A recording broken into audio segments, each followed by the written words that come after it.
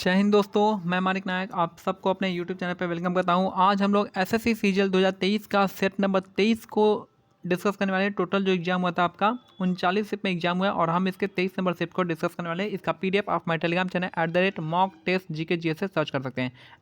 @mockTestGKGS से इसका description में दे दिया जाएगा लिंक। आप उसी डिस्क्रिप्शन को कॉपी करके आप सर्च कीजिएगा, आ जाएगा। पहला क्वेश्चन है, प्रथम आधुनिक ओलंपिक खेल किस वर्ष आयोजित किया गया था? तो 1896 में ग्रीस के एथेंस में किया गया था। प्रथम आधुनिक ओलंपिक खेल किस वर्ष आयोजित किया गया था? 1896 के एथेंस में किया गया था, याद रखना है। 2022 में फीफा अंडर-17 महिला विश्व कप निम्नलिखित में किस अवधि के दौरान आयोजित किया गया था? तो एक बार 11 से 30 अक्टूबर के बीच में किया गया था। 2022 में फीफा अंडर-17 महिला विश्व कप निम्नलिखित में से किस अवधि के दौरान आयोजित किया गया था? तो 11 से 30 अक्टूबर तक आयोजित किया गया था। नेक्स्ट है, संसदीय समिति के संबंध में निम्नलिखित में कौन सा कथन सही है? तो देखिए केवल एक सही है। पहला देखना है, एक मंत्री लोक लेखा समिति का सदस्य नहीं हो सकता, ये आपका सही है। एक मंत्री जो है लोक लेखा समिति का अध्यक्ष नहीं हो सकता। लोक सेवा समिति में 22 मेंबर होते हैं, 15 लोकसभा से और 7 राज्यसभा से। दूसरा है, प्राक्कलन समिति के सदस्य को लोकसभा के अध्यक्ष द्वारा नामित किया जाता है। तो यहाँ पे प्राक्कलन समिति के सदस्य को लोकसभा के अध्यक्ष द्वारा नामित किया जाता है। तो ये जो है आपका क्या करें, यहाँ पे कौन सा कथन सत्य है? तो सत्य आपका केवल एक हो जाएगा। प्राक्कलन समिति के सदस्यों को लोकसभा के अध्यक्ष द्वारा नामित नहीं किया जाता है। तो ये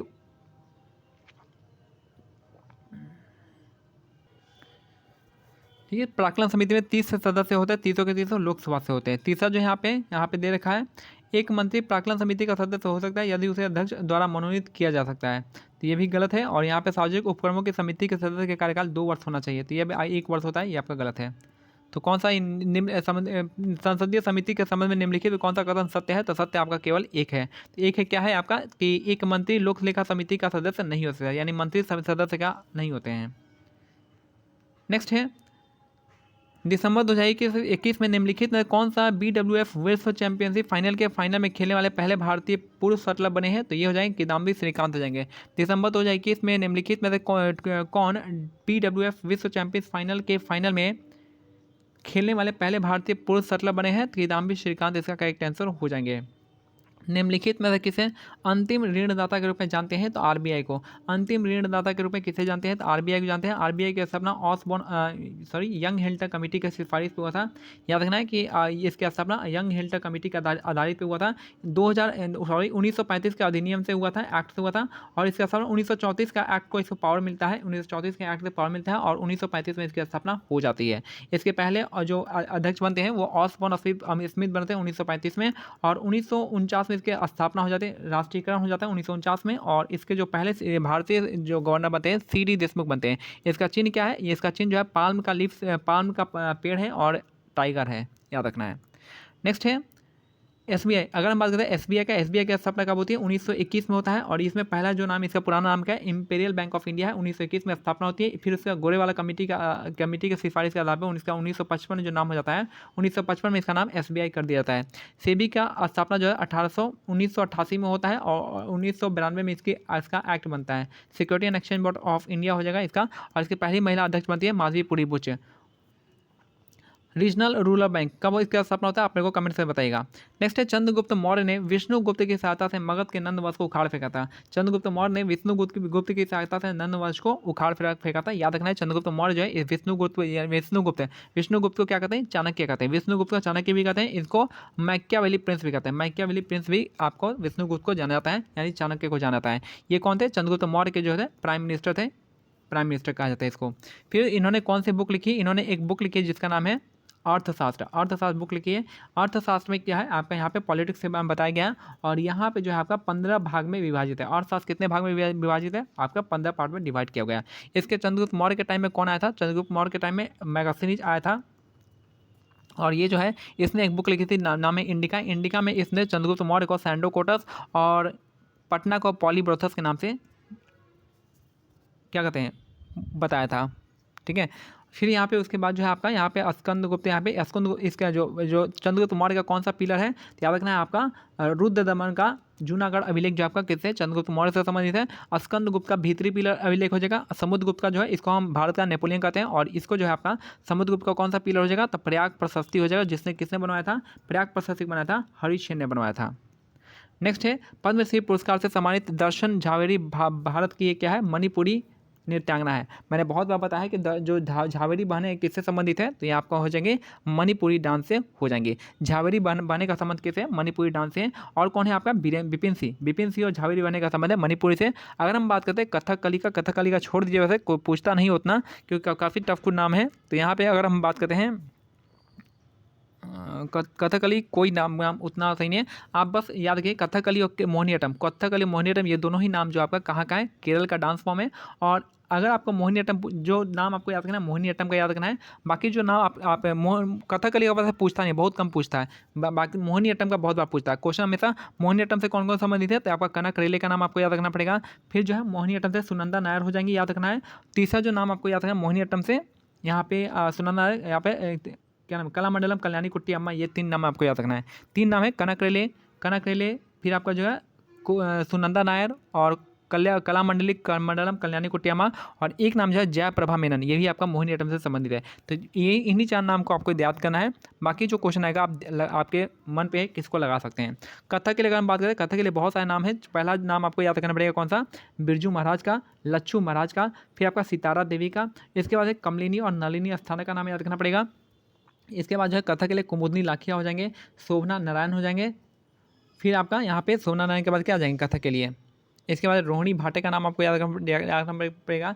विद्या गौरी अटका का नाम याद रखना पड़ेगा। ये सब इतने सारे नाम आपको कथक के लिए याद करना पड़ेगा।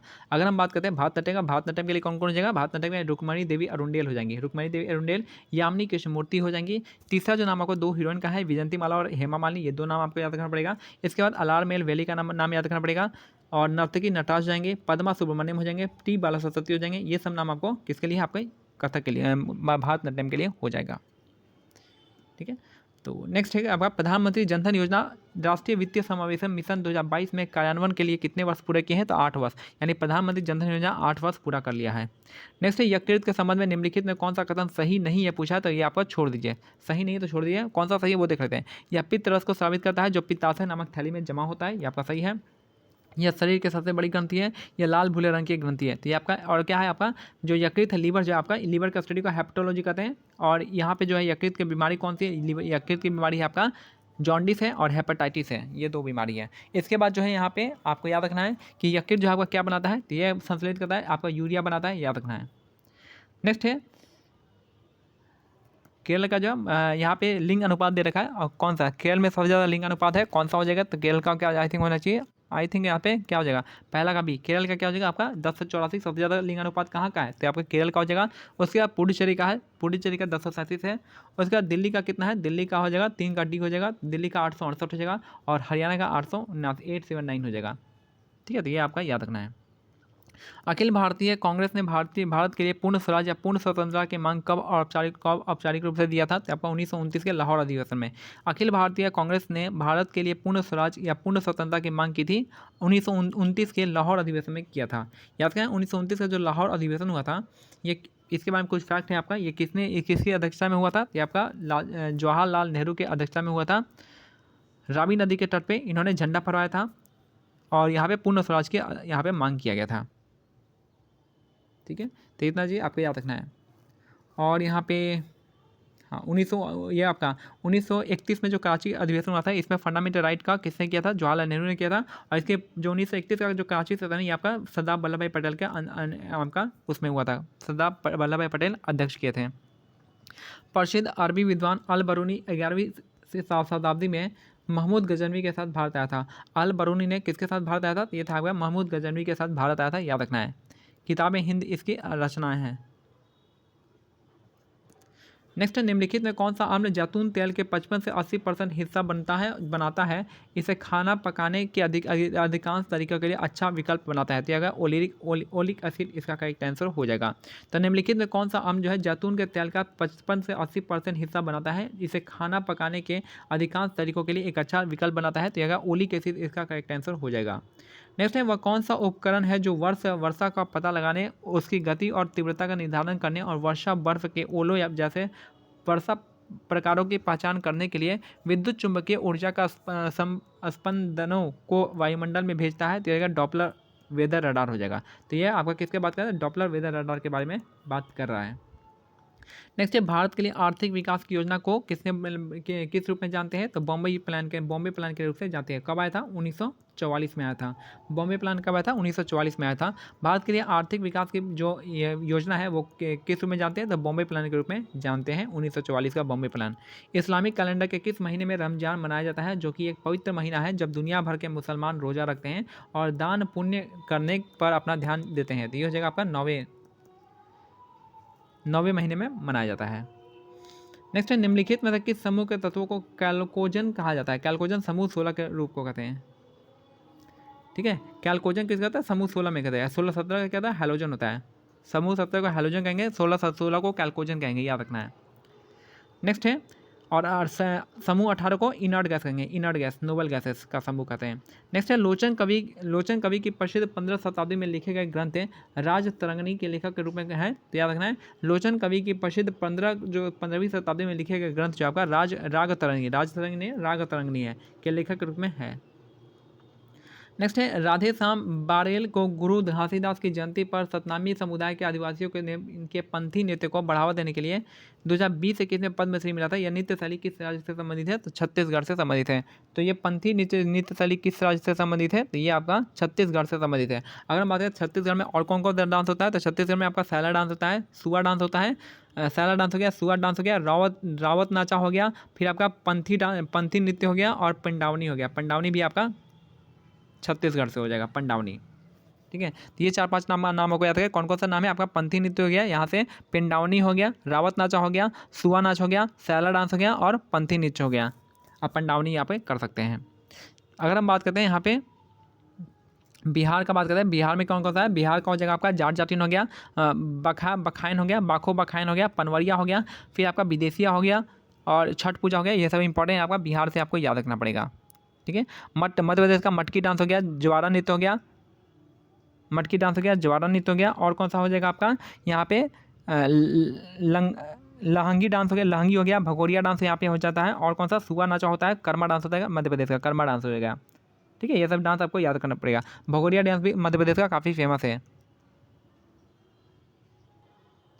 ओडिशा का बात करते हैं, ओडिशा का हो गया पैका डांस हो गया, छऊ डांस हो गया, यहाँ पे दसकठिया हो जाएगा। और कौन सा हो जाएगा? दसकठिया के बाद आपका किसाबदी डांस आपका उड़ीसा का हो जाएगा।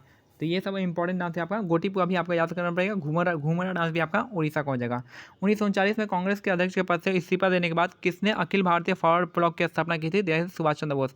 सुभाष चंद्र बोस ने ऑल इंडिया फॉरवर्ड ब्लॉक की स्थापना की थी जब उन्होंने 1939 में कांग्रेस पद से इस्तीफा दे दिए थे। याद रखना है, जो सुभाष चंद्र बोस है कांग्रेस की अध्यक्षता 2 बार की थी। पहला है आपका 1938 में जो कि हरिपुरा सेशन था, और 1939 में त्रिपुरी सेशन था। त्रिपुरी सेशन में जो है गांधी जी के साथ इनका संबंध नहीं बनता है, उसकी वजह से इन्होंने क्या कहता है रिजाइन कर देते हैं। और इसके बाद जो है कौन बनता है? तो कौन बनते हैं?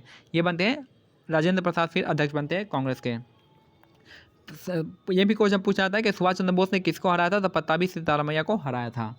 ठीक है, ये चीज़ है। अगर हम बात करें सुभाष चंद्र बोस ने कौन सी बुक लिखी है? इंडिया स्ट्रगल बुक जो है आपका सुभाष चंद्र बोस के लिए है। इन्होंने जय हिंद का नारा दिया था, दिल्ली चलो का नारा भी इन्हीं का था। याद रखिए, सुभाष चंद्र बोस के बारे में है कि तुम मुझे खून दो मैं तुम्हें आज़ादी दूंगा, ये भी आपका नारा इन्होंने दिया था। ठीक है, नेक्स्ट है निम्नलिखित में किस व्यापार समझौते का उद्देश्य व्यापार के लिए क्षेत्र की क्षमता को अधिकतम करने और अपने लोगों को विकास को प्राप्त देने के लिए अंतर सार्क आर्थिक सहयोग का मजबूत करना है? तो ये जगह साफ्टा का हो जाएगा। सार्क के लिए कौन सा बना था? साफ्टा बना था सार्क के लिए, फ्री ट्रेड एग्रीमेंट। नर्मदा नदी कहाँ से निकलती है? तो अमरकंटक की पहाड़ी से निकलती है। नर्मदा नदी जो है अमरकंटक की पहाड़ी से निकलती है और ये जो है कहाँ तक जाती है? तो ये जाती है कहाँ तक? ये आपका अरेबियन सी में जाके गिर जाती है। फिर उसके बाद जो है अमरकंटक से 2 और नदी निकलती है, एक तो सोन नदी जो गंगा में मिलती है, एक महानदी जो कि आपका बे ऑफ बंगाल में गिर जाती है। सतपुड़ा पहाड़ की सबसे ऊंची चोटी कौन सी है? सतपुड़ा पहाड़ की सबसे ऊंची चोटी है धूपगढ़ हो जाएगा। और पश्चिमी घाट का सह्याद्री के नाम से जानते हैं, जिसकी सबसे ऊंची चोटी अन्नाईमुड़ी है। नेक्स्ट है भारतीय संविधान का निम्नलिखित में कौन सा अनुच्छेद हमारी सामसिक संस्कृति की समृद्ध विरासत का महत्व देने और परिचित करने को प्रतिपादित करता है? तो आर्टिकल 51 हो जाएगा, जिसमें फंडामेंटल ड्यूटी के बारे में आता है, स्वर्ण सी कमेटी, ये सब आ जाएगा। तो आपको सारे के सारे 51 का ये जो है ABCD ये सब, ये आपका 51 किससे संबंधित है? पार्ट 4 हो जाएगा, फंडामेंटल ड्यूटी से संबंधित हो जाएगा। नेक्स्ट है निम्नलिखित में से किसने, अगर हम बात करते हैं इसका, तो 48 में क्या आता है? 48 में जो आ जाएगा आपका यहाँ पे 48 में जो है क्या नाम है यार, जो इन्वायरमेंट को प्रोटेक्ट करना हो गया, इन्वायरमेंट हो गया, वाइल्ड लाइफ को प्रोटेक्ट करना आपका 48 ए में आता है। अगर हम बात करें 43 ए में क्या आएगा, ये आएगा 43 में मजदूरों के लिए आता है, मजदूरों का मैनेजमेंट में भाग लेना होता है। नेक्स्ट है, निम्नलिखित में किसके शोध पर पृष्ठ तनाव के रूप में जानी जाने वाली वर्णमाला अवधारणा की नींव जो है रखी थी, जो तरल और ठोस सतहों तथा अंतरा फलकों का गुणों को वर्णन करती है। तो ये आपका एंगिस पोकेल्स इसका करेक्ट आंसर हो जाएगा। तो उसमें एक टफ क्वेश्चन यहाँ पे माना जा सकता है, आप इसको छोड़ सकते हैं। वर्ष 2022 के लिए निम्नलिखित में किसने भारतीय अंतर्राष्ट्रीय फिल्म महोत्सव IFFI द्वारा प्रदान किया जाने वाला भारतीय फिल्म पर्सनालिटी पुरस्कार जीता था? तो चिरंजीवी इसका करेक्ट आंसर हो जाएगा। ये वाला क्वेश्चन एक बार फिर से देख लेते हैं, क्या पता रिपीट कर जाए। निम्नलिखित में किसने शोध ने पृष्ठ तनाव के रूप में जानी जाने वाली वर्तमान अवधारणा की नींव रखी, जो तरल और ठोस सतहों तथा अंतरा फलकों के गुणों का वर्धन करती है? तो एंगिस पोकेल्स इसका करेक्ट आंसर हो जाएगा। तो वर्ष 2022 के लिए निम्नलिखित में किसने भारतीय अंतर्राष्ट्रीय फिल्म महोत्सव द्वारा प्रदान किया जाने वाला भारतीय फिल्म पर्सनालिटी पुरस्कार जीता है? तो चिरंजीवी ने जीता है पर्सनालिटी ऑफ द ईयर पुरस्कार। तो मेरा आज का सेट कंप्लीट होता है। मिलते हैं अगले सेट में, तब तक क्या करना है, टेलीग्राम चैनल का लिंक जो डिस्क्रिप्शन में दिया गया, आप इसको ज्वाइन कर सकते हैं। जय हिंद, जय भारत, धन्यवाद।